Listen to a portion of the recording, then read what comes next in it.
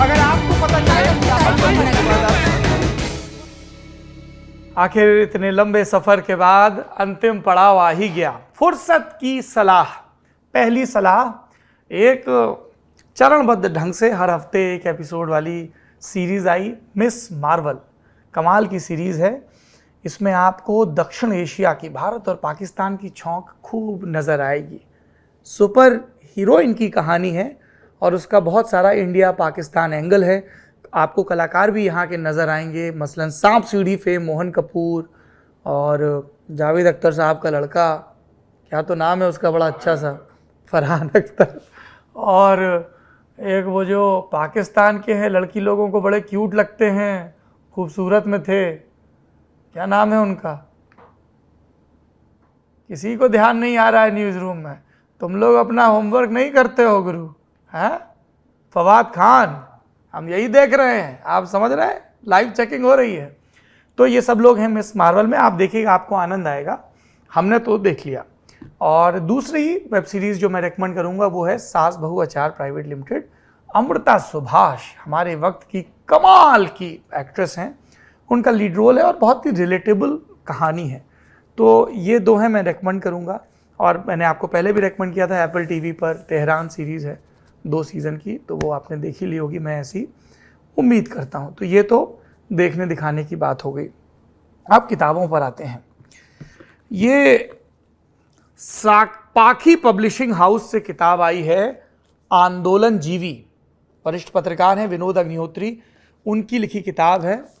और आप समझिए कि नेता नगरी के बीच में हमने एक छोटा सा ब्रेक लिया, तो सोचा था कि चाय पियेंगे, पानी पियेंगे, घूमेंगे टहलेंगे, थोड़ा राहत लेंगे, पर मेरी इस किताब पे नज़र पड़ गई। और ये इसमें इतने दिलचस्प किस्से हैं उत्तर प्रदेश की सियासत के, कैसे महेंद्र सिंह टिकैत पहले मना कर रहे थे कि नहीं हमें भारतीय किसान यूनियन का मुखिया नहीं बनना है, किसने समझाया, कैप्टन भोपाल सिंह, बहुत सारी कहानियाँ हैं, आंखों देखी कहानियाँ। So I will strongly recommend this book अगर आपकी हिंदुस्तान के आंदोलनों में दिलचस्पी है, जिन्होंने राजनीतिक सत्ताओं को हिलाया और कैसे पॉलिटिकल क्लास इनसे निगोशिएट करती थी, तो आप ये ज़रूर किताब पढ़िए। बहुत ही धारा प्रवाह हिंदी में लिखी गई किताब है। जेरी पिंटो कमाल के नॉवलिस्ट हैं और बहुत अच्छे अनुवादक भी हैं। उनका अंग्रेजी में उपन्यास आया था जिसका शीर्षक था Em and the Big Hoom, और इसको हिंदी में एम और हूम साहब के नाम से ट्रांसलेट किया गया है, वाणी प्रकाशन से आया है। तो हम आपको ईमानदारी से बताएं, हमने बहुत सुना है जेरी पिंटो साहब के बारे में, लेकिन हम पहली मर्तबा उनकी कोई किताब पढ़ेंगे। इस किताब को पढ़ने का हमारा इरादा है। ये उपन्यास है, फिक्शन है, ठीक है। तीसरी किताब पेंगुइन से है, हिंदी से। त्रिपुर दमन सिंह की किताब है वे 16 दिन, नेहरू, मुखर्जी और संविधान का पहला संशोधन। और ये संशोधन इतना व्यापक था, first amendment of Indian constitution, कि लोगों ने इसे दूसरा संविधान ही कह दिया था। अब मैं ज़्यादा इसमें डिटेलिंग में आपको नहीं जाऊंगा। त्रिपुर दमन Singh institute of Commonwealth studies, university of London में पोस्ट डॉक्टोरल फेलो रहे हैं, आगरा के मूलतः रहने वाले हैं, और भी इनकी कई किताबें आ चुकी हैं। ये किताब अंग्रेज़ी में कुछ एक बरस पहले आई थी। आप लोग चूँकि लगातार ये पूछते रहते हैं कि हिंदी में क्यों, हिंद नहीं, आदि इत्यादि, तो हमें लगा कि जब हिंदी में हमारे हाथ ये किताब लगी है तो आपको इसके बारे में ज़रूर बताया जाए।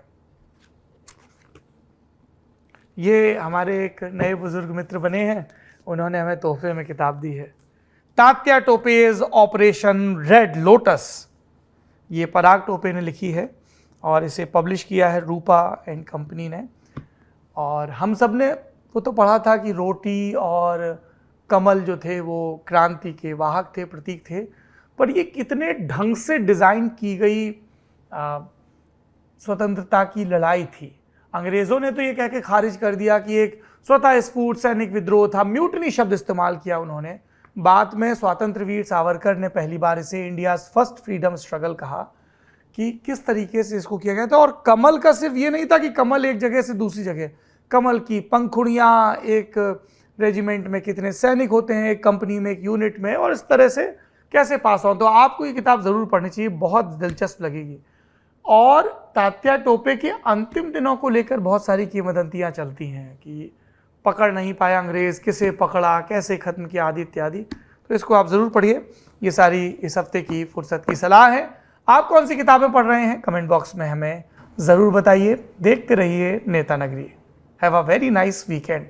अंग्रेजी में बोलते हो थोड़ा सा इम्प्रेसिव आता है। और हमने सुना है कि भोपाल का मौसम बहुत अच्छा है, देखते हैं ज़रा।